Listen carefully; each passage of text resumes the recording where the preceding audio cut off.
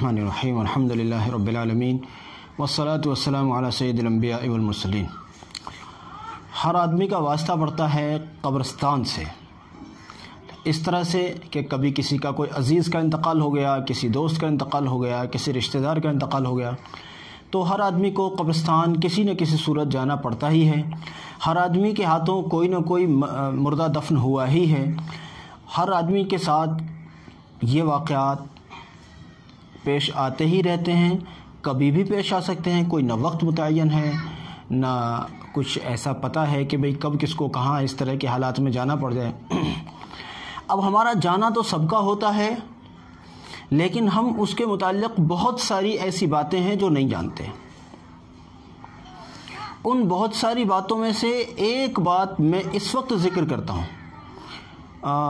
अगर ये बात हमारी आप तक पहुँची और आप हज़रात ने इससे फ़ायदा उठाया और हमने महसूस किया कि लोग इसके ज़रूरतमंद हैं, तो हो सकता है हम इसको सीरियल वाइज पूरा तरीक़ा कब्रिस्तान से मुताल्लिक़ और तदफीन वगैरह से मुताल्लिक़ तमाम चीज़ें हम शायद फिर सीरियल वाइज बना पाएँ। लेकिन उसके लिए शर्त यह है कि इस वाले क्लिप में हमें आपकी मोहब्बत और आपकी ज़रूरत का एहसास होना चाहिए। बहरहाल एक चीज़ है, कब्रिस्तान में जाकर जो आदमी बिल्कुल गूंगा भी होता है वो भी बोलने वाला हो जाता है।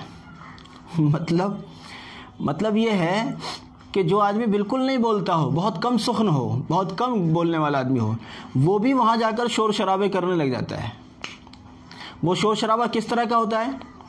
आपने देखा होगा, जब मैयत को, जनाजे को कब्र के करीब रखा जाता है और कब्र के अंदर उतारा जाता है और फिर उसके ऊपर पटाव वगैरह डाला जाता है, उसके ऊपर फिर मिट्टी डाली जाती है। ये सारे जो मरहले जितने मैंने गिनवाए, इन सारे मरहलों के दरमियान हर आदमी कुछ ना कुछ अनाउंस कर रहा होता है।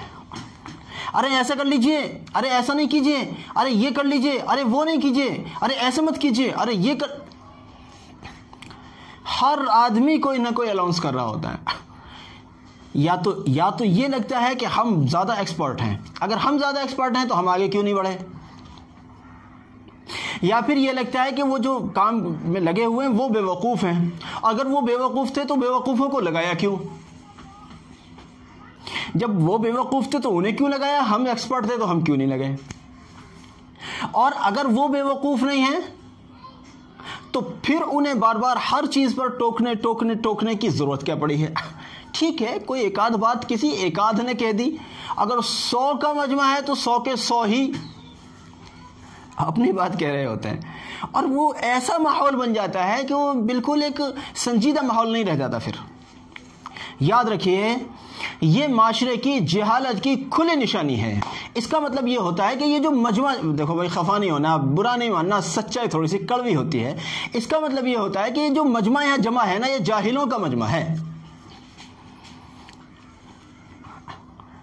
यकीनन आपको बुरा तो लगा होगा, लेकिन सच ऐसा ही है। ये जो शोर शराबा, ये शोर मचाने की जगह थी। ये यहां इतना गूंगा जो कर रखा है, क्या ये इसकी जगह थी? लेकिन अगर नहीं थी और फिर हम कर रहे हैं तो हम कौन हैं? अस्तगफिरुल्लाह। भाई, हमें अपने को सुधारना होगा। बहरहाल ये बात तो बीच में आ गई, मैं कुछ और ही कहने के लिए बैठा था। एक चीज़ ये है कि जब मिट्टी देकर हम फारिग हो जाते हैं तो उसके बाद आमतौर पर हाथों को झाड़ा जाता है।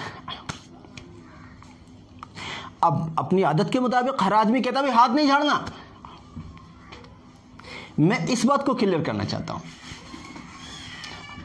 भाई, मिट्टी हाथ में लगी है, मिट्टी हाथ में लगी रहे ऐसी तो चीज नहीं है। मिट्टी हाथ में लगी, उसको धोया भी जाता है, साफ भी किया जाता है। मिट्टी झाड़ना हरगिज मना नहीं है।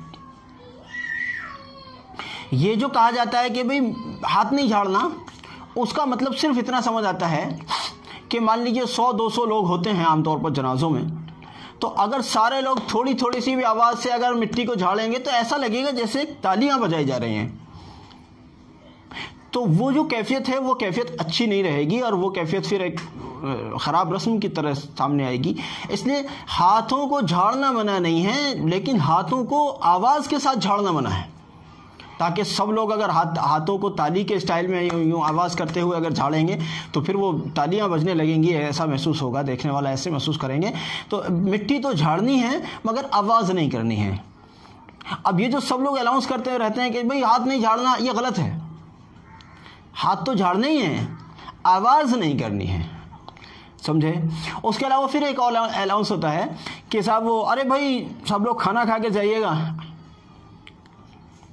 ऐसा लगता है कि दावत में आए थे, दावत का दूल्हा ये मरहूम था और दूल्हे को यहाँ मिट्टी में दफन कर दिया है, अब दावत उड़ाने की बारी है, खाना खा के जाइएगा। क्या ज़रूरत है इस अनाउंसमेंट की? ये सब लोग अपने आप के कहे बगैर भी घर जाएंगे, वहाँ जाके दस्तरखान लगा दीजिए, अपने आप खाना हो जाएगा। इस अनाउंसमेंट की क्या ज़रूरत है? ये सारे जितने भी हम ऐलान करते हैं वहाँ, ये सब के सब गैर ज़रूरी हैं, इनमें एक की भी ज़रूरत नहीं है, एक की भी ज़रूरत नहीं है। कई लोग ऐलान करते हैं भाई खाना खा के जाइएगा।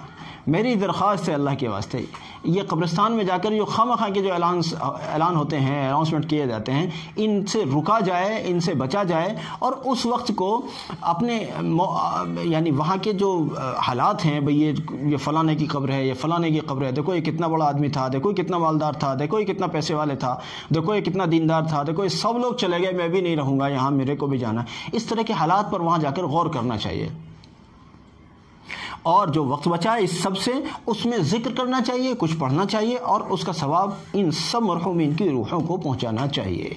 ये काम हमें कब्रिस्तान में जाकर करना चाहिए। लेकिन हम उस सब से रुककर बस अनाउंसमेंट के पीछे पड़ गए, ये ना हो, वो ना हो। अभी जनाब थोड़ी देर पहले नमाज का टाइम था, साहब ने नमाज तो पढ़ी नहीं, यहाँ के अनाउंसमेंट कर रहे हैं। जो ज़रूरी था वो किया नहीं, और ये बिल्कुल गैर ज़रूरी चीज़, गैर ज़रूरी मतलब आप नहीं भी अनाउंस करेंगे जब भी यहाँ के लोग जानते हैं कि भाई किस तरह से दफन करना है या किस तरह से क्या करना है, आप ये गैर ज़रूरी काम कर रहे हैं। इससे हमें बचना है इंशाल्लाह। जज़ाकुमुल्लाह, शुक्रन, जज़ा। अस्सलामु अलैकुम व रहमतुल्लाहि व बरकातुहू।